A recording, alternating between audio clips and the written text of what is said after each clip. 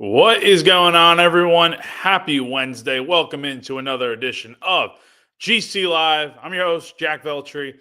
Kendall Smith was supposed to be here, but we've had a little bit of slight change of plans. As you guys know, if you've watched this show for long enough, you'll hear Kendall talk about the fact that she's a busy woman. She does a lot of different jobs. She works with the Charlotte Knights. She works with the Charlotte Checkers. Of course, she's gracious enough to work with us and give some of her time to me and spend a lot of time here on GC Live every single week. But she's had a few things going on with some meetings that unexpectedly have taken a lot more time today. So we're going to try to figure out a time where her and I can go live again later in the week. But at least for right now, for today, it seems like it's going to be me just flying solo, which no problem. We're going to have a lot to talk about this afternoon and still wanted to provide you guys with a show as we do each and every Wednesday. So hope you guys are all doing well. Got a few people checking in on this, I would say glorious afternoon, but the weather kind of disagrees outside. It's been a really weird week outside in terms of weather.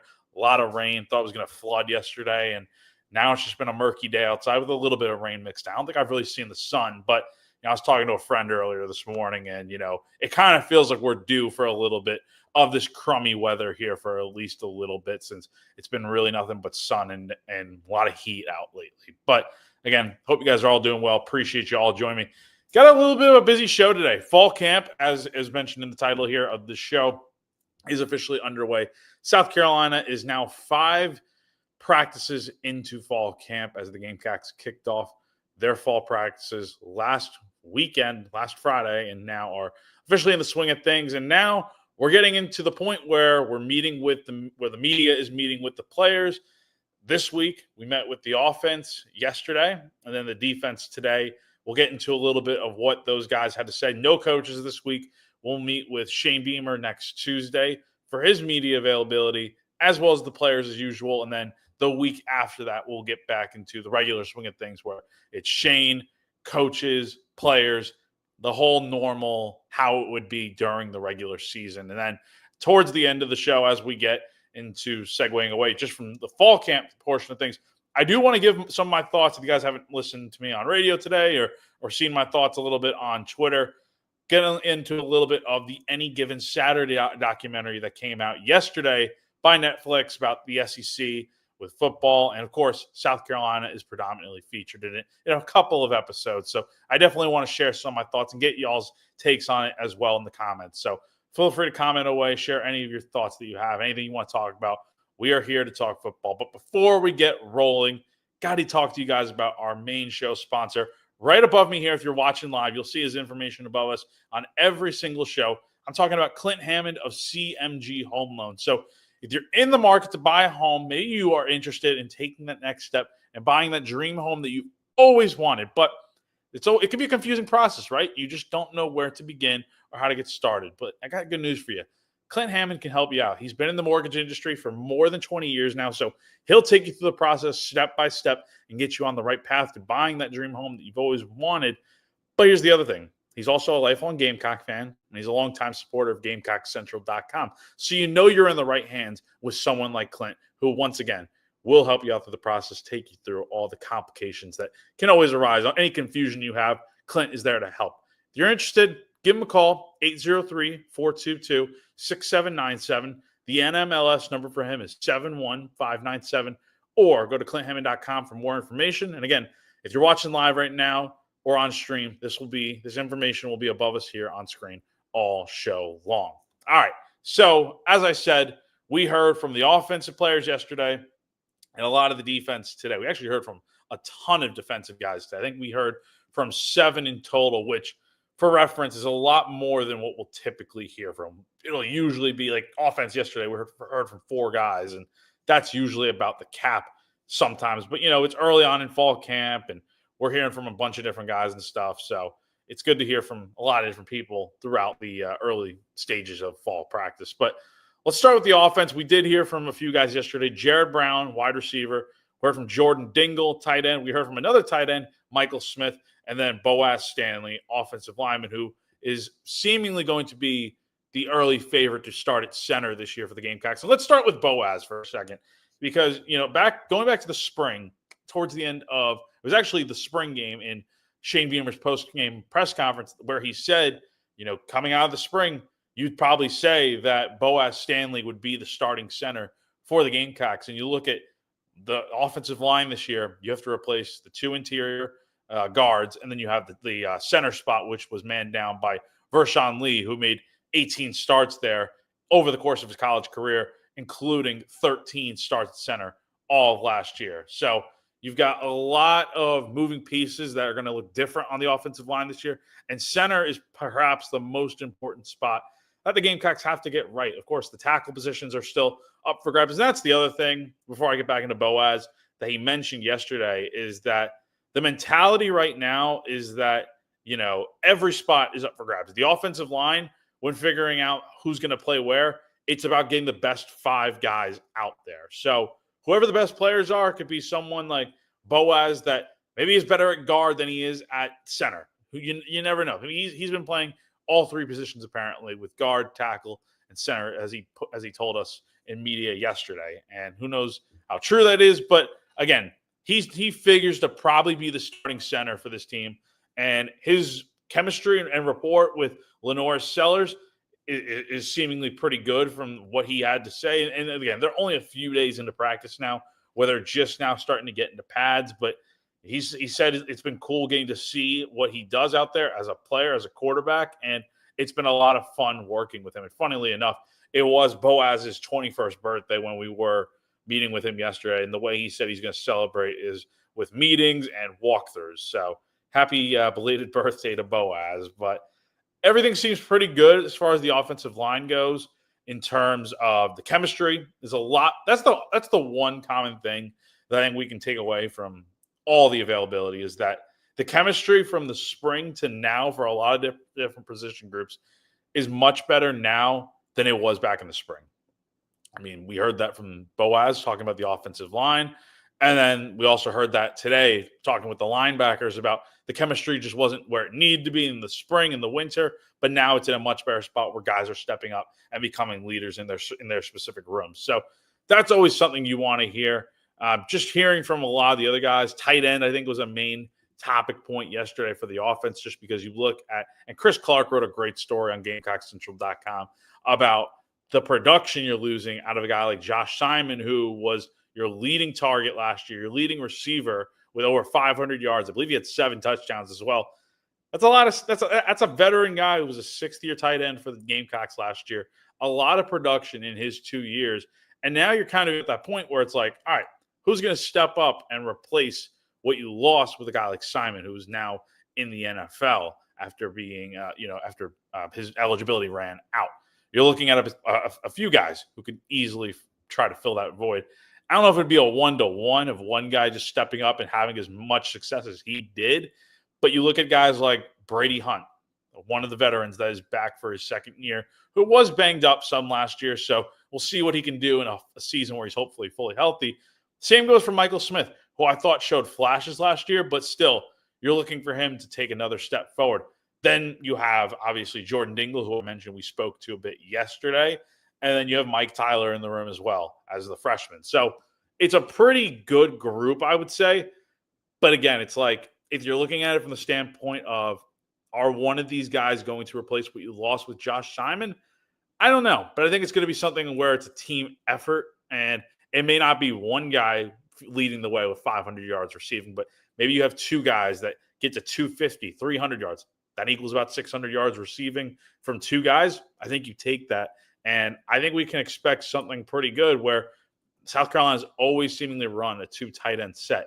Will that be a case this year? I mean, they always seem to get their tight ends involved. And that's going to be one of the interesting things about what does this Mike Shula offense look like in his first year as the offensive coordinator. We've seen a lot of tight ends come to South Carolina and have success. But can that be the case again this year without a guy like Simon to depend on, as who was Sellers' main target last year? That's a big question, I think, going into the regular season, which is now 25 days away. And then rounding out things with offense before we get into the defense, because I know there are a few comments here about the defense and questions. Jared Brown did speak to us as well yesterday. And again, a receiver that transferred from Coastal Carolina to the Gamecocks last year in his 2nd year. Another guy that I don't think had the most success. I mean, he only had 1 touchdown last year, 15 catches. Not a ton of production out of him, but again, that's kind of what the case was with the receivers last year, where you didn't have a true number one guy after losing Xavier Leggett 2 years ago. You were kind of trying to piece it together and figure it out. And you see what you have this year. You have Jared Brown coming back. You have Mazio Bennett back for his second year. Nick Harbor looking to take big steps in his junior year. Then you have a slew of freshman receivers joining the team, which is a group in general, the receivers, that should be a lot better than they were this past season. So going to be interesting to keep an eye on. But the big thing for Jared this offseason was just becoming an all-around receiver. And that's where he feels like he's improved the most. And I think this is going to be an important year for him, as it's last year of college for him. And he's got a lot to prove in terms of being a guy that South Carolina can depend on regularly. Let's shift things over to the defense real quick, talking about a handful of guys that spoke to us today. And again, a lot of stories coming on GamecockCentral.com just about the different guys that we spoke to and some of the things, some of the topics that they got into. But we spoke to 7 guys today. I'll run through them real quick. David Busey, Jalen Kilgore, Brandon Cisse, Fred J.R. Johnson, Gabriel Brownlow-Dindy, Sean Murphy, and Peyton Williams. So talk about a lot of guys today that we did speak to, and Michael Lynn chiming in saying the linebackers look good. And yeah, I think the linebackers are in a pretty good spot right now. You look at who they have in that room, and you want to talk about a position group that has to really undergo a full makeover, essentially. I don't know if makeover is the right word, but replacing so many key guys. I mean, talk about experience lost from last year. I don't think any group took a bigger hit than what the linebackers took in terms of Debo Williams is no longer here. Bam Martin-Scott's no longer here. And Demetrius Knight is no longer here. What do those guys all have in common? Veteran guys, 2 of which were 6th-year guys with Bam and Demetrius. And then you had Debo, who's been with the program for a handful of years. It's a lot of snaps, number one, that are gone. A lot of tackles that are now off the table. And more importantly than anything, years of experience. So you're losing a lot in that way, but you're replacing it with guys that you hope can somewhat fill the void of what you lost. And you're going to be depending on guys like we mentioned, Fred J.R. Johnson, a guy that coaches and players from South Carolina were really raving about going into bowl prep last season. You talk about the guys the freshmen that have been sticking out in 2024 and who's due for a big year in 25. The most common name that came up, as you guys know, if you watch South Carolina enough and you hear what goes on in media availability and whatnot, J.R. Johnson's a guy that's been talked about a ton. So he's someone that a lot of people are expecting to have a big year. But then you bring in a pair of transfers who you hope can really fill the other 2 voids in the linebacker room with Sean Murphy, who is now in his 3rd school, previously playing at both Alabama and Florida State. And then you have Justin Okoronkwo, who played at Alabama last season. So that's potentially your 3 starting linebackers right there. Again, we don't have a depth chart. We don't know who's starting. Again, Jaron Willis is another guy I could factor in there. There are other guys in that linebacker room that could be potential starters. But when you think of it and what the names you hear the most, Murphy, Okoronkwo, and then Fred J.R. Johnson are probably the 3 top guys that have the biggest potential to fill those voids left in the linebacker room. And we did hear from Sean and JR today, and a lot of it just was about, the fact that the one common takeaway, what the identity of this linebacker room is going to be, is that they are fast and they have a lot of freak athletes. So that's something that was a common theme in terms of what Fred and Sean were talking about today, but also the fact that their chemistry is very good. And I asked, I think it was JR that I asked, how has the leadership in that room kind of come along with so many guys no longer here? And he did admit, it's something where at the beginning of the winter, when everyone joined the team in January, there wasn't anyone really stepping up in that room. It was kind of like one of those slow burn things where right away you don't know who the leaders are in that room. But then eventually guys do step up, and he was saying that it was himself and another guy that probably doesn't get talked about enough, Colin Bryant, who has been with the program now going into his 4th season with the Gamecocks, who also is a former Alabama Crimson Tide player from 2021, now in his 5th season of college football. Those are the two guys that, from Fred's standpoint, did step up as the early leaders in the room. And then you have obviously guys like Sean and Justin joining the fold. So it's a very interesting group just because, and you could say a lot with the defense, and we'll get into another position here in a second where I think didn't lose a ton when it came to guys that graduated, moved on to the NFL, transferred, etc. But you look at the linebacker room, it's going to be completely different this year. And I don't know what a fair level of expectation really is for the defense as a whole, honestly, just because the defense was so good last year to a point where you're like, this is a really historic group. They're doing a lot of big things. With the linebacker core, I think maybe tempering the expectations probably good, just because I think it's unfair to expect the same level of production from last year's group to this year's just because it's new guys. But hey, if they can be anywhere near as good as what last year brought for the Gamecocks, it could be a very fun season for those linebackers in the room. Now, flipping over to another area for the defense that, as I mentioned in just a second ago, that I don't really feel like lost a ton. It's probably the secondary. You look at the DBs, you look at the safeties.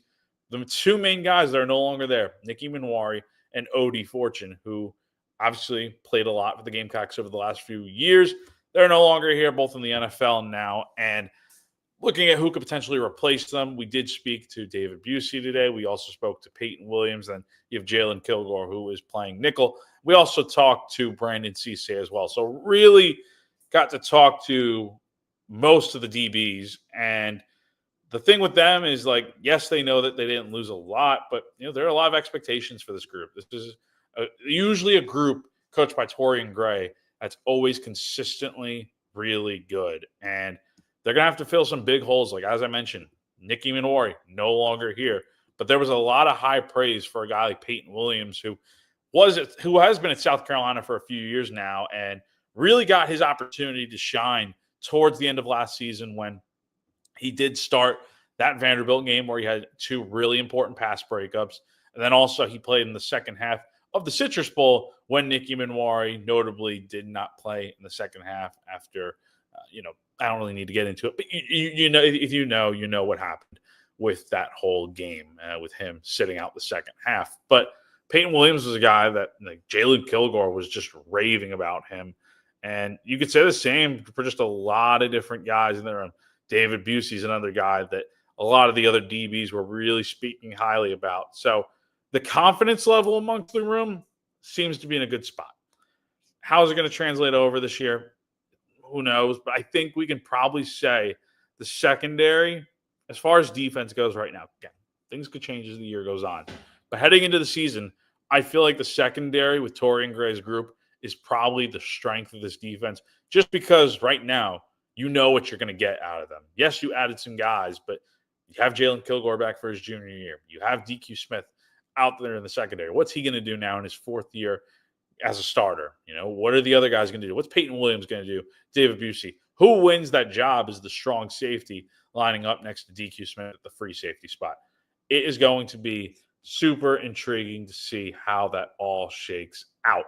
So that's pretty much everything we heard today from the players. And again, we have live updates and notes on what those guys said more in depth than I'm explaining right now on GamecockCentral.com. Again, we were there for press conferences yesterday and today to listen to what the offense and defense had to say. And again, we will have more stories to come throughout the week on our website, which GamecockCentral.com. If you haven't subscribed yet to the Insiders Forum, we definitely recommend doing so. It's a great place to get involved in the conversation, see what's going on behind the scenes with Gamecock athletics, with football going on right now as the main sport. So definitely a good time to check us out over on GamecockCentral.com.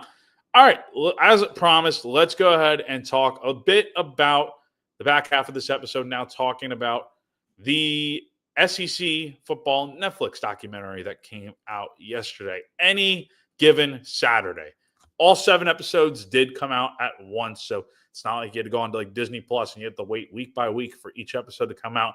The beauty of Netflix is, and a lot of these other streaming platforms, all the episodes came out at once. So if you really wanted to just go ahead and binge all of them, you definitely could. Now, I did not watch every single episode. I went to work yesterday, went to media availability, went home, cooked lunch, wrote, and then I had my girlfriend in town, Caroline, for the week, and we were watching the Billy Joel documentary, which is on HBO Max, about 5 hours long. So definitely go ahead and check it out if you're a Billy Joel fan. Definitely would recommend to anyone that likes his music. But did that and then went straight into watching the SEC football documentary. Watched the first episode, the 5th episode, and then the 7th episode. So I skipped 2, 3, and 4.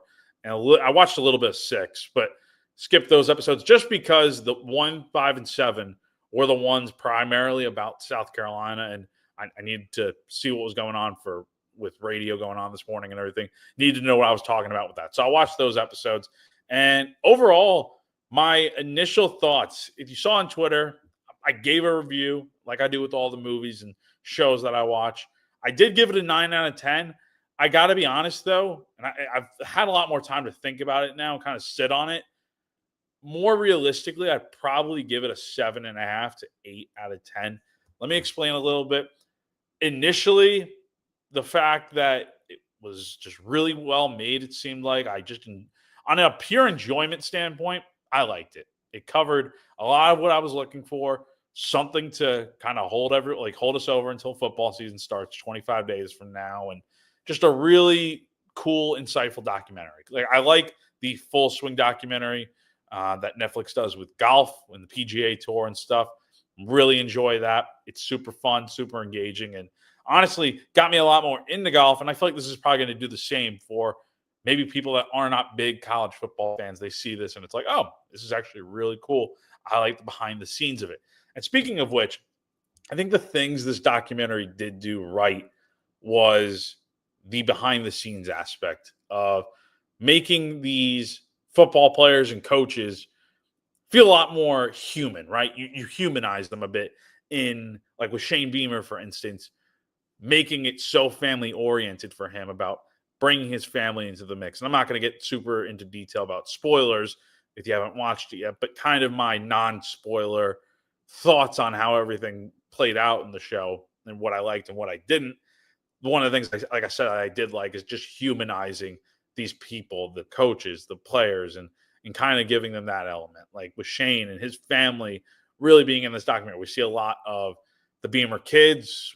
I don't think there were any interviews with them, but you just see and you hear Shane talk about them, and then you see his wife Emily in the documentary for a little bit, and just the emotions that she gets to go through as someone that is a SEC coach's wife and everything that does come with that. And the pressure that the family feels of like, okay, like, they feel the same way that Shane does in terms of like, you need to win this week. Like, there is no option to lose. So it was pretty interesting to see that and just get the behind the scenes element of course, seeing the behind the scenes of like practice and what goes on in the day to day for college football with a team. It's always super interesting. I thought Netflix did a pretty good job of showcasing South Carolina. And I was talking about it on 107.5 this morning. Like, if you're a recruit watching that and you see the schools that are featured, again, the schools that were predominantly featured from what I watched, South Carolina, Mississippi State, Vanderbilt, Florida, Tennessee.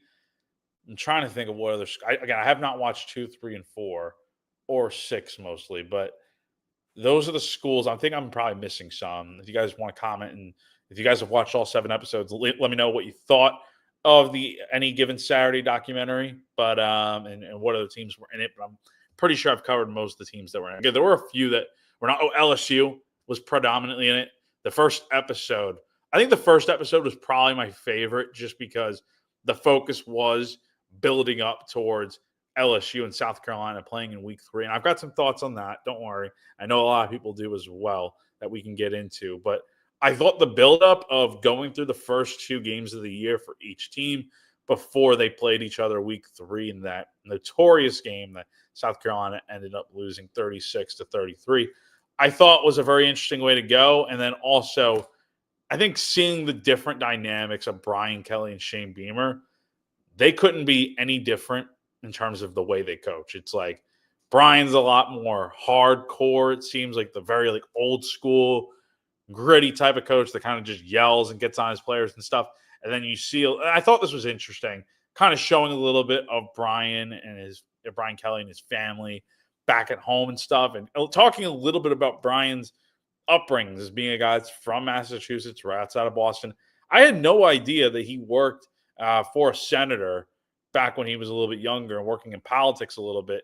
Very interesting that I must add. I don't really think it has much relevance in terms, but it at least shows, again, I talk about the humanizing factor of everything, gives you the little details that maybe you didn't know about a guy like Brian Kelly, who seemingly does get a lot of criticism and stuff for the way he coaches and kind of just his lack of success at LSU. And then you have Shane Beamer, the positive, the upbeat, optimistic, family-oriented type of coach that really, brings people together, it seems like. So I don't think the way Netflix did, I thought was interesting, because it's like, if you're someone that does not watch college football and you're watching this for the first time and you don't know who these people are, it kind of gives you like a little bit of that, like, okay, who am I going to root for in this when we see LSU and South Carolina play? Like, if they had no idea what the score was or anything.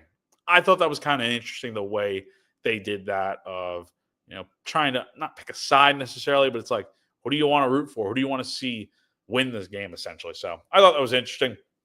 Getting into the LSU Carolina game, I was pretty okay with it. I thought the one criticism, or nitpick, I should say, there were a few details omitted. And I think that's something we can kind of say for most of the South Carolina portion. Again, I have not seen every bit of this documentary with some episodes yet, but from what I saw with the Carolina side of things, the obvious play that was missing from the documentary was the one that changed everything, Nicky Manwari's pick six, that gets called back because of the personal foul on Kyle Kennard. That was seemingly not included in the documentary. Now, why that is, no idea. Maybe that's an SEC thing where they don't want to get into the whole drama of the officiating and how bad it was in that game from some people's standpoint. But a lot of people did not really seem to like the fact that was not in there. I know a lot of Gamecock fans were not too pleased about that. Didn't give the full story of how the game went down. And that's kind of a trait that I think we saw with a lot of the game highlights, is that you would see so much of the behind the scenes and the family atmosphere and the players and the day-to-day operations of things. That would be the main focus. But then you'd have like 2 to 3 minutes of game highlights, like South Carolina Clemson and the 7th episode, not to spoil too much, but it was only in there for like 3 to 4 minutes. Like, not a ton of coverage from that. So I thought they did a pretty good job, though. Again, some things I didn't like with the fact of kind of just like glossing over some details. Could have been a little bit more in depth, but I think overall, very good documentary. I'm going to give it final rating. I'm going to give it an 8 out of 10. Really did enjoy it. I think it's super fun, especially if you're a Gamecock fan. I think you'll probably enjoy it. I would say, if you can kind of look over the fact of like, they didn't really like show the Oklahoma game at all. They kind of just jumped. Texas A&M, the Texas A&M game is a big. That's a lot of what episode 5 is about. And then the 7th episode kind of it touches on the playoff a little bit. It touches on the Clemson game a little bit, but not super in detail, like maybe some would have liked. So overall, really did like it. And Michael Lynn commenting, Jack, how ironic Illinois ends up starting 12th ahead of South Carolina 13th. And yeah, we can definitely talk about the top 25 coaches poll that did come out the other day. Again, if you did miss it, South Carolina was ranked 13th in the coaches poll, with Illinois, who South Carolina did lose to in the Citrus Bowl last season, ranked ahead at 12th. I'll run through the top 10 real quick, where the teams ranked ahead of South Carolina. Texas at 1, Ohio State 2, Penn State 3, Georgia 4, Notre Dame 5, Clemson 6, Oregon 7, Alabama 8, LSU 9, Miami 10, Arizona State 11, Illinois 12, South Carolina 13. Real quick, I have no issue with the way the top 25 shakes out.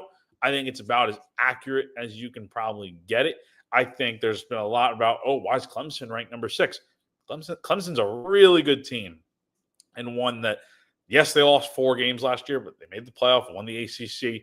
I think they're going to beat LSU week number 1, by the way. There's an early prediction to start off the bat. I think Clemson is going to beat LSU to start the year, and I think they're going to win the ACC and have a much better season. I think we're talking like 11-1, 10-2, maybe 12-0 if things really roll the right way for them, just because they're in a conference that I think they're very good in. But I do think that South Carolina game at the end of the year will be very interesting. I think it's one that the Gamecocks actually could win. Not going to get into predictions for that game yet. That'll come at a later date, maybe later this month. But I think the top 10 looks pretty good. And in terms of South Carolina being 13, I think this is about where we're going to see them in the AP poll next week when that comes out on Monday.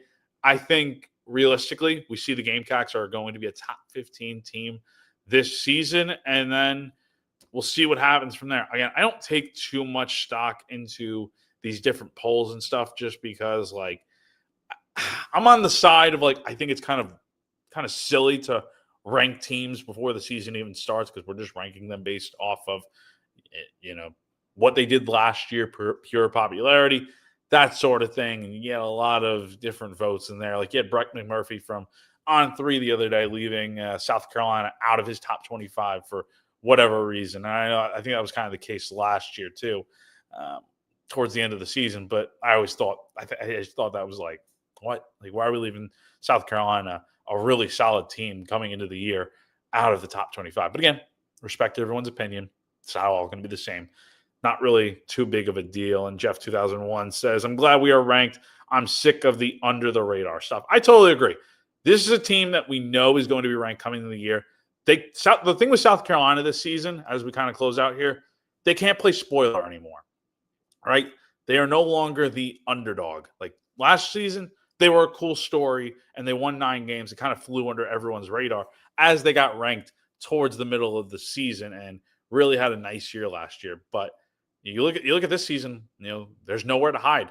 They're going to play a pretty. I don't think it's the toughest schedule, with a few road trips that I think could be tough, but I think the schedule shakes out pretty well for the Gamecocks this year, where they can potentially make the playoff. They potentially can win 10 games to get in, or do even a little bit better. But I think there's also a possibility where they go 8-4, 9-3. Time will tell, but there are a lot of games that I feel like are up for grabs and for South Carolina to win. But the one thing that they have that not every team could say they do have is a really solid, solidified quarterback heading into the season with Lenore Sellers, who I think does give you a chance to win just about any game on the schedule. The one game I would say that I feel like South Carolina's, I don't know if they can win, is the LSU game. But other than that, some of the road trips are tough. But I think this team right now, I could see them winning any of these games on the schedule. So South Carolina ranked number 13, the coaches poll.